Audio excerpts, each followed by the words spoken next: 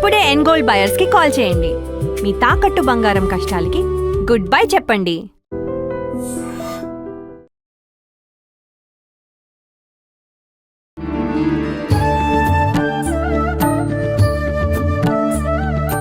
ఇప్పుడు లలిత సహస్రనామాల్లో 1000 నామాలు. ఒక్క నామం తీసి కూడా కొంతమంది వాళ్ళకున్న ఇబ్బందిని బట్టి, వాళ్ళకు ఉండే అవసరాన్ని బట్టి చేసుకుంటారని చెప్తారు. ఈ స్తోత్రంలో ఖడ్గమాల స్తోత్ర రత్నంలో కూడా అలా ఒక్క నామం ఏదైనా తీసుకొని చేసేటట్టు గానీ అలా ఏమైనా ఉందామా? ఉన్నాయమ్మా, చాలా ఉన్నాయి, చాలా ఉన్నాయి. అంటే ఇప్పుడు మనకి కొన్ని కొన్ని దేవతల పేర్లు ఉన్నాయి దాంట్లో. అంటే అన్ని దేవతల పేర్లు ఇప్పుడు చెప్తే మొత్తం స్తోత్రం అంతా అవుతుంది. ఈ కొన్ని ప్రకట యోగిని అని ఒకటి వస్తుంది మనకి, అష్టసిద్ధులని చెప్పిన తర్వాత. ఆ ప్రకట యోగిని దేవతలని మనము బాగా ఇచ్చేసినప్పుడు కొంతమందికి చాలా నాలెడ్జ్ ఉంటుంది, కానీ వాళ్ళు ఒక లెక్చరర్ గా ఫెయిల్ అవుతారు. Knowledge is different from expression. వాస్తవం. చాలా తెలుసు, పండితులు నాకు చాలా మంది తెలుసమ్మా. వాళ్ళందరూ మనం ఏదైనా ఒక సందేహంతో వెళ్తే వాళ్ళకి తెలిసినంత చెప్తారు. కానీ ఒక టీచింగ్ లైన్ లో ఉన్న వాళ్ళని వెళ్ళి అడిగితే వాళ్ళు మనకు అస్సలు సందేహం రాకుండా ఆ ప్రకట యోగిని దేవత వాళ్ళ నాలిక మీద కూర్చొని ఉంటుంది, జిహ్వం మీద. అందుకనే అమ్మవారి ముక్తాహార సమాయుక్త వాచితిష్టత మే సదా. సరస్వతీ దేవిని మనం ఏం అడగాలంటే, ముక్తాహారం అంటే ముత్యాల దండ, అది చక్కగా నువ్వు వేసుకుని ఉన్న తల్లి, ముక్తాహార సమాయుక్త సరస్వతీదేవి, నువ్వు చక్కటి ముత్యాల దండ వేసుకుని ఉన్నావు, వాచి తిష్టతు మే సదా, నా నాలిక మీద ఎప్పుడు నువ్వు ఉండు అని అమ్మవారిని కోరుకోవాలి మనం. ఇప్పుడు నేను చెప్పిన టీచింగ్ ప్రొఫెషన్ వాళ్ళే కాదు, కొంతమంది మామూలు వాళ్ళు కూడా చాలా బాగా చెప్పగలుగుతారు. ఎందుకని వాళ్ళకి సరస్వతీదేవి వాళ్ళ జిహ్వ మీద నాట్యం చేస్తూ ఉంటుంది వాళ్ళందరికీ కూడా. అలా సరస్వతి కటాక్షం ఉన్నవాళ్ళు వాళ్ళు బోధనా రంగంలో లేకపోయినా కొంతమంది చెప్పగలుగుతారు. కానీ పండితులందరికీ కూడా ఆ వాచితిష్టతు మే సదా అన్న నామాన్ని తీసుకుంటే వాళ్ళ నాలిక మీద కన్నా వాళ్ళ మేధస్సులో సరస్వతీదేవి ఎక్కువ ఉంటుంది. అందరి పండితులు ప్రకటించలేరు. సో ఈ ప్రకట యోగిని దేవతలు ఏమిటంటే, వాళ్ళు ప్రకటన శక్తిని ఇస్తారు. సామాన్య అర్థంలో తీసుకుంటే, విశేషార్థాలు తీసుకుంటే ఇంకా చాలా ఉంటాయి వాటి. అంటే వాళ్ళు యోగిని దేవతలు కదా. అవునమ్మా. అమ్మవారు మహాచతుష్షష్టి కోటి యోగిని గణసేవిత అని ఉంది. మహా అంటే 4, మళ్ళీ చతుష్షష్టి, కోటి యోగిని గణసేవిత అంటే చతుష్షష్టి కళలు ఉన్నాయిగా, 64 ఇంటూ చతుష్షష్టి కళలు కదా. మహా చతుష్షష్టి కోటి యోగిని గణసేవిత. అమ్మవారు 64 ఇంటూ కోటి, 64 కోట్ల దేవతలతో ఆవిడ సేవింపబడుతూ ఉంటుంది. దాంట్లో ప్రకట యోగిని చిన్న దేవత. ఆ ప్రకట యోగిని దేవతని మనం ఈ ఖడ్గమాలలో ఉన్నటువంటి మొదటి ఆవరణలోనే ప్రకట యోగిని అని వస్తుంది మనకి. ఆ ప్రకట యోగిని దేవతని మనం తలుచుకుంటే, ఆవిడ ప్రకట యోగిని అంటే ఆవిడ ఎన్ని ప్రకటించిందో అది పెద్ద చరిత్ర. కనీసం మనం ప్రకటించాలనుకునే కొంతమంది మీద మనకి చాలా ఇష్టం ఉంటుంది, వాళ్ళ దగ్గర కూర్చుంటాం కానీ మనమే అది ఇష్టాన్ని ప్రకటించలేకపోతాం. అది మైనస్ పాయింటే అవుతుంది మనకి. అలాంటప్పుడు ఈ ప్రకటించేటువంటి సామర్థ్యము, ప్రకటించేటువంటి ఒకానొక చక్కటి అవకాశం మనకి అమ్మవారు కల్పిస్తుంది. ఇలా చాలా ఉన్నాయి దాంట్లో. ఇంకొకటమ్మా, దీంట్లో ప్రధానంగా ఈ ప్రకట యోగిని అనేది నేను చెప్పాను. ఇది ఇంతవరకు మనం తీసుకున్న తర్వాత అసలుకి లలితా సహస్రనామం కానీ, లలితా సహస్రనామానికి లలిత రహస్య నామ స్తోత్రం అని ఉంటుంది. ఇవన్నీ రహస్యాలు. ఈ విషయం మనకి ఖడ్గమాలలో ఎంత స్పష్టంగా తెలుస్తుందంటే, కొన్ని నామాలకి రహస్య యోగిని అని వస్తుంది చివరిలో, కొన్ని నామాలకి అతిరహస్య యోగిని అని వస్తుంది, కొన్ని నామాలకి పరాపర రహస్య యోగిని అని వస్తుంది. ఇన్నిసార్లు రహస్యని ఆ మామకేశ్వర తంత్రంలో ఉన్న ఖడ్గమాల్లో ఇన్నిసార్లు రహస్య అని ఎందుకు చెప్పారు? ఈ రహస్యం అంటే దీన్ని రహస్యంగా పెట్టి ఎవ్వరికి చెప్పొద్దని కాదు. అక్కడ ప్రకట యోగిని దేవతలు చెప్పారు కదా ప్రకటించమని, చెప్పినప్పుడు దీన్ని రహస్యంగా పెట్టమని కాదు. ఇది చాలా గుప్తమైనది, దీన్ని ఎక్కడ పడితే అక్కడ, ఎలా పడితే అలా, ఏం చెయ్యాలనుకుంటే అలా చేయకండి. దీన్ని మనసా వాచా కర్మణ నమ్మి త్రికరణ శుద్ధిగా పూర్తి విశ్వాసంతో చదవండి. ఎందుకంటే ఇది రహస్యమైనది, చాలా గుప్తమైనది. ఇటువంటి రహస్య స్తోత్రాన్ని మీరు చదివేటప్పుడు ఇది రహస్యంగా ఒక ఏకాంత ప్రదేశంలో చక్కగా కూర్చొని చదవండి.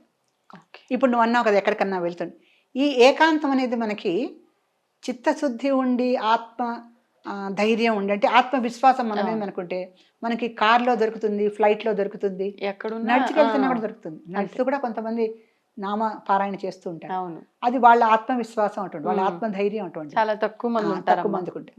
అలా కుదరని వాళ్ళు ఏం చేయాలంటే ఒక చక్కటి క్షేత్రజ్ఞ పాలిని అని మనం చెప్పురా, అందుకని ఒక క్షేత్రం, అది మన ఇంట్లో మన పూజా గది అవ్వచ్చు, లేకపోతే ఒక ఏకాంతంగా మనకి ఎక్కడ మన ఇంట్లో దొరుకుతుందో స్థలం, కాకపోతే అప్పుడు కూడా కాస్త తూర్పు ముఖంగా కూర్చొని చేస్తే మంచిది. దక్షిణ ముఖంగా కాకుండా, దక్షిణ ముఖం యముడిదని చెప్తాం కనుక తూర్పు వైపున మనకు సూర్యుడు ఉదయిస్తాడు గనక ఎప్పుడు మనం ఉదయిస్తూ పైకి వెళ్ళవలసిన వాళ్ళం గనక తూర్పు వైపుకు తిరిగి చక్కగా ఇంట్లో మనకి ఎటువైపు బాగుంటే ఎక్కడ కూర్చుంటే అక్కడ ఒక రూమ్లో బాగుండొచ్చు, మన స్టడీ రూమ్ అవ్వచ్చు, డ్రాయింగ్ రూమ్ అవ్వచ్చు. పూజా గదిలో కనుక మీకు వీలు పడితే పూజా గదిలో కూర్చొని చక్కగా వీటికి పెద్ద పెద్ద మళ్ళు ఆచారాలు కూడా అక్కర్లే, స్నానం చేయటం, ఉతికిన బట్టలు కట్టుకోవటం అంతే. కాస్త కుంకుమ ధారణ చేయండి, చేసి ఖడ్గమాల స్తోత్రరత్నం సాయంత్రం పూట చదివితే ఇంకా శక్తి ఎక్కువ, ప్రదోష వేళ చదివినప్పుడు. కాకపోతే నేను మామూలుగా ఎవరు అడిగినా ఇట్లాగే నీలాగా మొదటి రోజు మాత్రం ఒక కొబ్బరికాయ కొట్టండి అని చెప్తాను. తీపి పదార్థం నివేదన చేయండి అమ్మవారికి. పుట్టి రోజుల్లో అట్టుపండు నైవేద్యం పెట్టి వెళ్ళండి. రోజు రోజు అన్నీ చేయమని చెప్పే రోజులు కాదు, ఎందుకంటే అన్నిటికీ కూడా కష్టకాలమే మనకి. ఇప్పుడు సరుకులు సంపాదించడం కష్టం, సమయం సంపాదించడం కష్టం, అవునమ్మా, ఉరుకులు పరుగుల రోజులు కదా అందరికీ. అందుకని నేను ప్రత్యేకించి అన్ని ఇవే చేయండి అని ఎవరికి చెప్పను, అంటే విశ్వాసం అమ్మవారి మీద ఉంటే చాలు, కూర్చొని హాయిగా చదువుకోవచ్చు. అందుకని ఖడ్గమాల గురించి నేను ఎవరికి చెప్పినా ఇదే విషయాలు చెప్తూ ఉంటానమ్మా.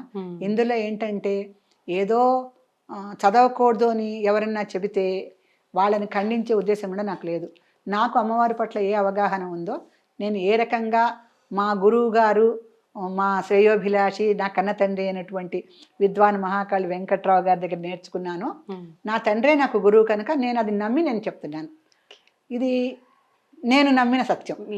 నా దగ్గర సలహాలు తీసుకునే వాళ్ళు కూడా ఇంతవరకు అందరూ బాగుపడ్డ వాళ్ళే తప్ప వేరే రకంగా ఉన్న వాళ్ళు ఎవరూ లేరు. అందరూ చక్కగా ఖడ్గమాల చదువుకొని బాగా ఉన్నత స్థితికి వచ్చిన వాళ్ళే నాకు తెలుసు.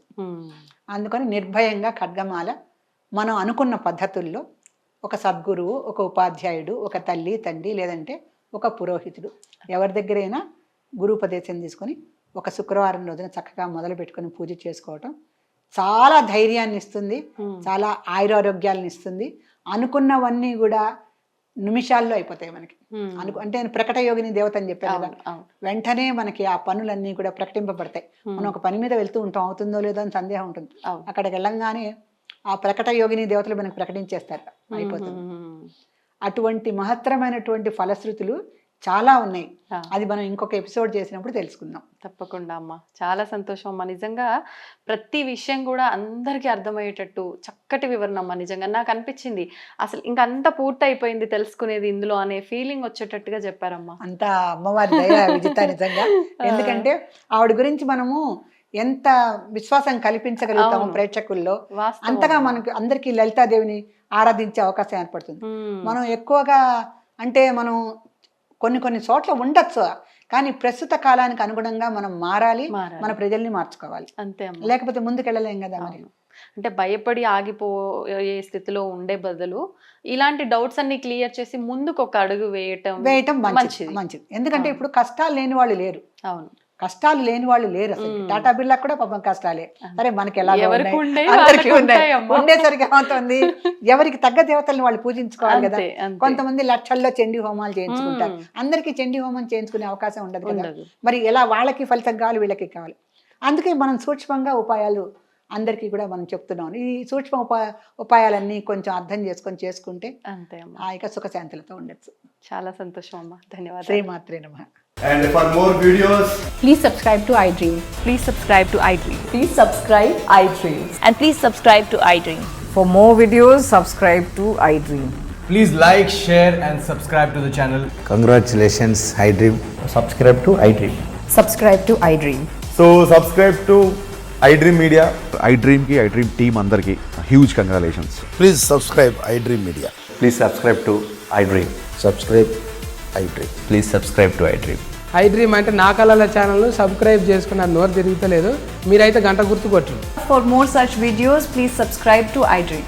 Subscribe to iDream. Please subscribe to iDream. Please subscribe iDream Media. Please do subscribe to iDream. Please subscribe to iDream Media. For best entertainment and information, please subscribe iDream. And don't forget to subscribe to iDream.